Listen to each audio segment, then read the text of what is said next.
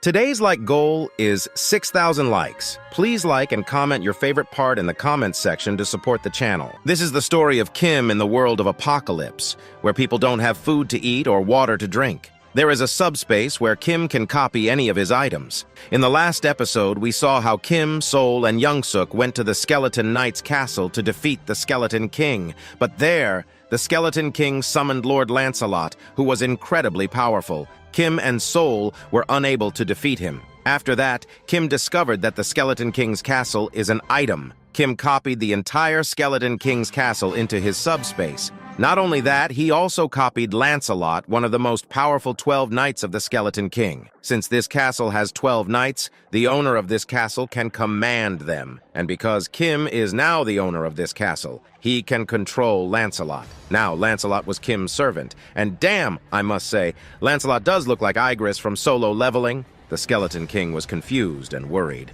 wondering what was going on. But before the Skeleton King could react, Lancelot slashed the Skeleton King with a single strike. As soon as Lancelot struck the Skeleton King, the purple core inside the Skeleton King was destroyed. It shattered into pieces with a small blast. Lancelot then placed his sword into the back of the Skeleton King like royalty. We see the Skeleton King's body lying in front of Lancelot, his pointy crown discarded at Lancelot's feet, and his body parts scattered on the ground. As the Skeleton King's body disappeared, a yellow mana crystal began glowing. The system notified Kim that he had killed the Skeleton King. As Lancelot transferred ownership of the Night King's dimensional account, the account was now owned by Kim. When Kim opened the system notification, a new option appeared, the dimensional account. Upon opening it, Kim realized he had received 3,086 mana stones. Seeing so many mana stones, Kim was both confused and surprised. This meant that after killing the Skeleton King, Kim had gained thousands of mana crystals all at once.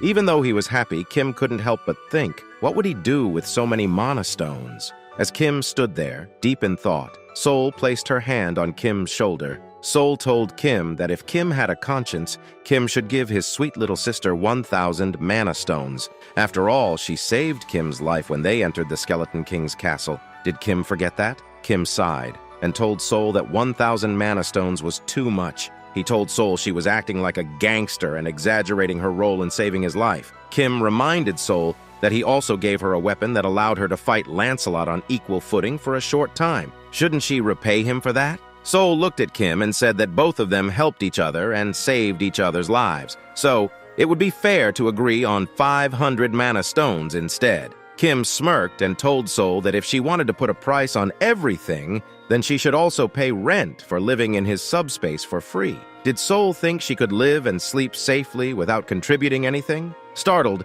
Sol called Kim a beggar. She asked if Kim was so poor that he couldn't even spare 500 mana stones. Finally, annoyed, Kim handed over 500 mana stones to his sister, not wanting to argue anymore. Sol smirked, thanked Kim, and told him that the argument was over. But with a serious tone, Sol asked Kim what he planned to do next. Both Kim and Sol turned to their left. From Kim's subspace, Lancelot emerged. Towering at 10 feet tall with red glowing eyes, Lancelot walked towards them with heavy footsteps. Sol looked at Kim and asked what he would do with Lancelot. Meanwhile, Lancelot approached Kim and, in his heavy voice, called Kim his lord. Lancelot said he had carried out Kim's command and cut the Skeleton King into 2 pieces. Now, he awaited Kim's next command. Kim stood there, thinking hard about what to do with Lancelot. The scene shifted, and Kim told us that no one could have predicted what happened next. We saw Lancelot standing still. On his head sat Youngsu's daughter,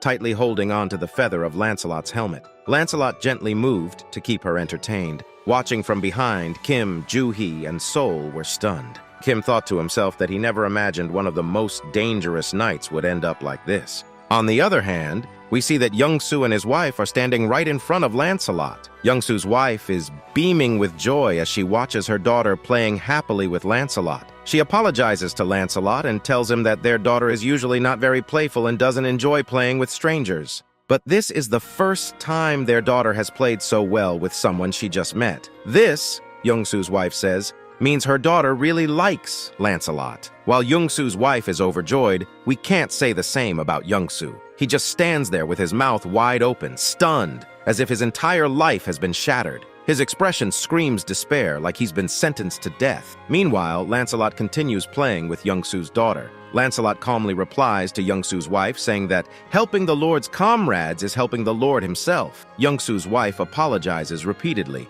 worried that her daughter, now so fond of Lancelot, will trouble him again and again to play with her. But Lancelot, with his deep and commanding voice, reassures her that it's no trouble at all. He says he loves children, and she was like his own daughter. Lancelot doesn't mind how many times her daughter comes to play with him. He will play with her as much as she wants without complaining. On the other hand, Young-Soo looks devastated. He is on the verge of tears and keeps thinking to himself, does my daughter not like to play with me? Does she not enjoy playing with her own dad? From a distance, Kim, Joohee, and Young-Soo watch this happy and emotional moment unfold. Joohee, with a warm and heartfelt smile, turns to Kim and says that it's impossible not to like someone so considerate and kind. She comments that Lancelot is not only strong, but also kind-hearted and good-natured, the kind of person everyone would like. But Kim doesn't share Joohee's opinion. With a side-eye, Kim mutters that calling Lancelot a person doesn't feel right. He points out that Lancelot is a damn skeleton knight, and no one knows what lies inside his armor. However, after a moment of thought, Kim admits that Lancelot was never inherently evil. He realizes that Lancelot was merely following the commands of the Skeleton King. The real evil was the Skeleton King himself. Kim reflects further and acknowledges that now, away from the Skeleton King's influence and under Kim's control, Lancelot appears to be good and kind-hearted. This makes Kim reconsider his initial judgment and even trust Lancelot to some extent. Joohee, noticing Kim's contemplative expression, turns to him with a serious tone and asks, "Will you go to Dobongu City right now?" Kim looks at Joohee and tells her that he will go to Dobongu City right now because their older brother's new house is there. But after hearing this, Joohee gets a little tensed. She tells Kim that she has noticed from the beginning that Kim is working very hard and hasn't rested properly in so many days. With a worried and tensed face, Joohee tells Kim that while she knows he is in a hurry, what will happen if he collapses or falls sick? Joohee pleads with Kim to take better care of his body, warning him that pushing himself too hard could result in serious health problems. If that happens, who will take care of him then? Joohee insists that it's too late to leave now. She advises Kim to rest tonight, and when the sun rises tomorrow morning, he can go and save their brother. Kim listens to his elder sister, nodding in agreement. Kim then looks at his wife and daughter. His daughter is still sitting on the head of Lancelot, and Young-Soo is making all kinds of excuses to try and get her down. Young-Soo, wearing a weird face, tells his daughter to get off Lancelot's head and sit on her father's shoulders instead. He even offers to play the role of a brave knight. But Young-Soo's daughter starts hitting the head of Lancelot and shouts that her father is boring. She wants to play with a real knight, not a fake one. Hearing this, Young-Soo feels bad, but he doesn't show it on his face. On the other hand, Young-Soo's wife starts teasing her husband, joking that even she will not want to play with Young-Soo, a fake knight. Instead, she will choose to play with Lancelot because Lancelot is a real knight. And damn, I must say, why on God's green earth am I picturing Lancelot playing with Young-Soo's wife? Curse my mind, curse my dirty mind. And damn, I must say, why on God's green earth am I picturing Lancelot playing with Young-Soo's wife? Curse my mind, curse my dirty mind. After seeing this heartwarming and emotional scene, Kim stands silently for a moment. With a warm smile, he says they will enjoy the night, take some rest, and leave tomorrow morning to save their brother. The scene shifts, and we see Young-Soo taking his daughter on his shoulder. She has fallen asleep after playing with Lancelot for 2-3 hours, and Young-Soo is carrying her with a satisfied smile, as though he's achieved everything in life. His daughter's tired, peaceful face on his back is enough to make him feel fulfilled. Kim tells Young-Soo that he should take his wife and daughter to a private room and enjoy the night. Kim assures him that they'll leave in the morning. Young-Soo agrees and heads off with his family. After some time, everyone leaves the room. As soon as the room is empty, Sol, with a smirking smile, slowly takes off his shirt and walks toward Kim. Sol tells Kim that now that everyone has gone to sleep, they can start their main work. Kim, with a knowing smile, turns toward Lancelot and asks if he needs a place to rest. Kim then summons the Camelot Castle, and we see a small Camelot Castle appear in Kim's hand. The system notifies Kim that this is a unique grade artifact known as the Palace of the Cursed Knight. The system explains that the size of the castle depends on how much mana stone Kim invests. The installation cost is directly tied to the size. The castle has 3 overpowered abilities. Blood sacrifice. By sacrificing livestock, Kim can produce reinforcement stones. Summon a ghost. Using mana crystals, Kim can summon the ghost of Camelot Castle. Investment as a knight. Kim can appoint a summoned ghost as a knight. By combining the ghost with a reinforcement stone, Kim can create a knight as powerful as Lancelot. Kim finds these abilities to be overpowered and awesome. However, he notices that the castle's size depends on the mana stones he invests. For example, if Kim invests 500 mana stones, the castle will be 500 feet big, and if he invests 1,000 mana stones, it will be 1,000 feet big. Kim looks at the Camelot Castle in his hand and smiles, realizing its unlimited potential. So Kim decides how big the castle should be. Kim thinks that there can be 12 knights in the castle, but he doesn't know whether he can summon an unlimited number of ghosts and create an unlimited knight army or not. For now, Kim has only one objective: to first summon 12 knights. Kim calculates that a 300-square-foot castle should be enough for 12 knights. After deciding this, Kim invests 300 mana stones. As soon as Kim invests the mana stones, Camelot Castle begins to grow and expands into a 300-square-foot structure. The now larger castle appears in front of Lancelot, Kim, and Saul. However, Kim can't shake off the creepy vibe the castle is giving. While staring at the eerie structure, Kim asks Lancelot if the size is enough for 12 knights like Lancelot. Lancelot responds with a calm tone, saying that he doesn't care about the size, as he can live anywhere without an issue. Lancelot then jokes, saying that the castle is as small as the Skeleton King's little pee-pee, and that compared to his Lord Kim's subspace, this castle is nothing. Lancelot explains that when Kim summons the Skeleton Knights in the future, they will live in Kim's subspace, and Camelot Castle will only be useful for summoning the knights. On the other hand, Saul is shocked. She thinks about how huge Camelot Castle became with just 300 magic stones and realizes that the Skeleton King's Camelot Castle was at least 30 times bigger. This means that the bastard Skeleton King must have used an insane amount of magic stones to make his castle that massive. Lancelot, overhearing this, confirms that while he doesn't know the exact number, he recalls the Skeleton King using tens of thousands of magic stones to construct Camelot Castle. Hearing this, Saul is even more surprised, realizing just how much effort and resources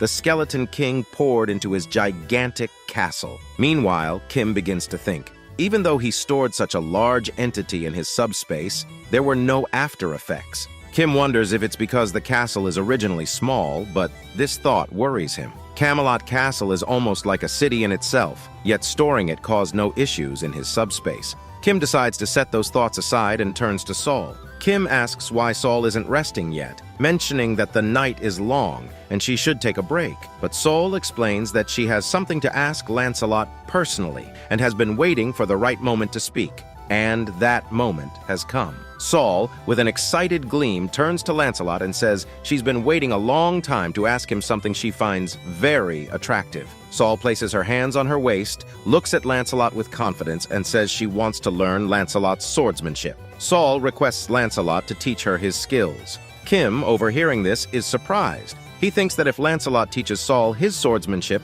she will become more powerful, and this will greatly help them in the future. On the other hand, Lancelot becomes excited. In his deep voice, he says he will gladly teach Saul his swordsmanship, but has one condition. Lancelot tells Saul that this is the right time to make his request. He says that when Saul used her martial arts against him, he found it fascinating. Lancelot tells Saul that if she wants to learn his swordsmanship, then she must teach him her martial arts. In return, Lancelot will teach her his swordsmanship. Hearing this, Saul gives a smirking smile, and then her face transforms into that of a psycho woman. With a maniacal expression, Saul tells Lancelot that he is very intelligent, as her martial arts are indeed impressive. Saul calls Lancelot a small kid and teases him, saying that her training is very intense. She questions whether Lancelot will even be able to handle it. On the other hand, Kim observes this from behind and thinks about how Saul is always training. Whenever there's a discussion about martial arts, Saul's excitement knows no bounds.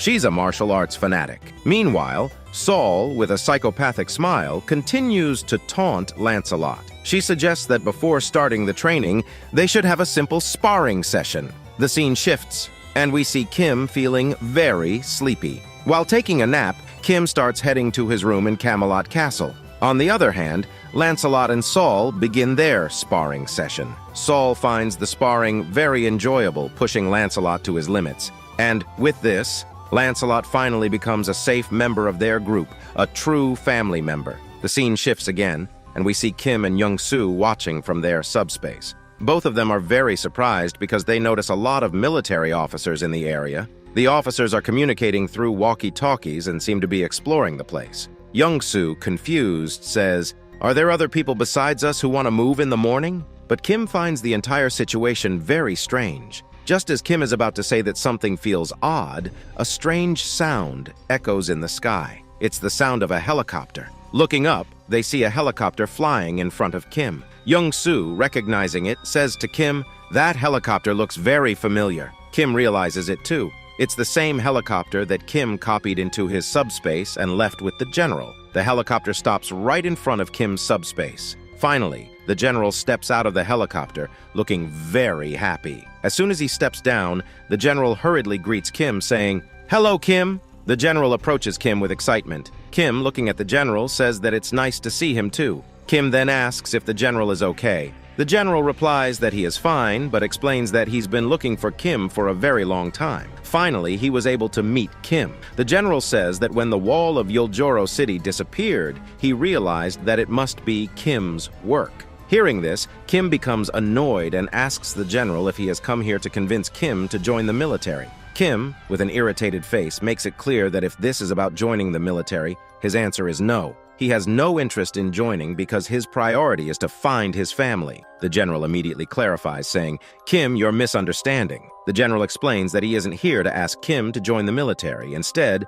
the general has very important news to share. Becoming very serious, the general says to Kim, "Traveling by helicopter is not safe for you. The group that betrayed the military has captured a military base, and they have air defense systems in place." This means that if Kim and Young-soo travel by helicopter, and because the helicopter is a military helicopter, especially a general's helicopter, the enemy forces will kill them mid-air and destroy the helicopter. Kim and Young-soo are very surprised after hearing this. The general provides all the details to Kim. He explains that the group that betrayed the military has captured a military base and now controls many air defense forces. The general shares how he had sent a scouting team in the same helicopter that Kim had previously given him. That helicopter was blasted mid-air, and the general has no data on those people. Becoming a little worried, the general tells Kim that he remembers Kim mentioning that he is traveling the city to save his family. The general thought that if Kim traveled by helicopter to save his family,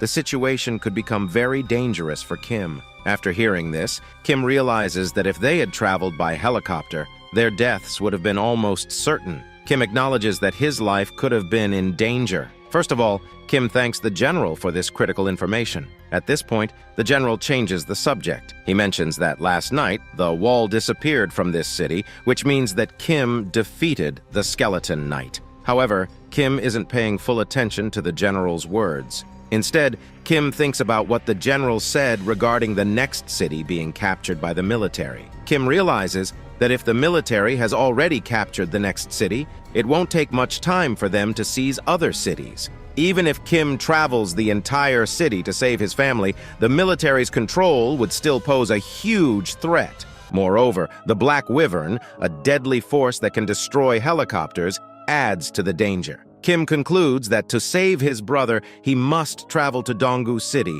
which the military has captured. This means Kim must destroy the enemy camp to ensure his brother's safety. With a dead serious face, Kim takes action. First, he calls the Lord. The subspace opens, and from it, a dark shadow emerges. The general looks confused and scared. Kim, with a confident and serious expression, tells the general that he had asked if Kim defeated the Skeleton Knight. Kim confirms, saying, "Yes, I defeated the Skeleton Knight and captured him." As Kim speaks, the Skeleton Knight emerges. a 10-foot-tall figure with glowing red eyes, wielding a huge sword and an iron shield. The knight slowly stands behind Kim. The general looks at the skeleton knight in pure terror and disbelief. The thought hits him. This knight is 10 times more powerful than the previous skeleton knight, and now this dangerous entity is under Kim's control, ready to obey his every command. The general struggles to process everything he is witnessing. Kim states confidently that his older brother's new house is in Donggu City, the same city where the military camp is located. This means Kim has no choice but to go to Donggu City.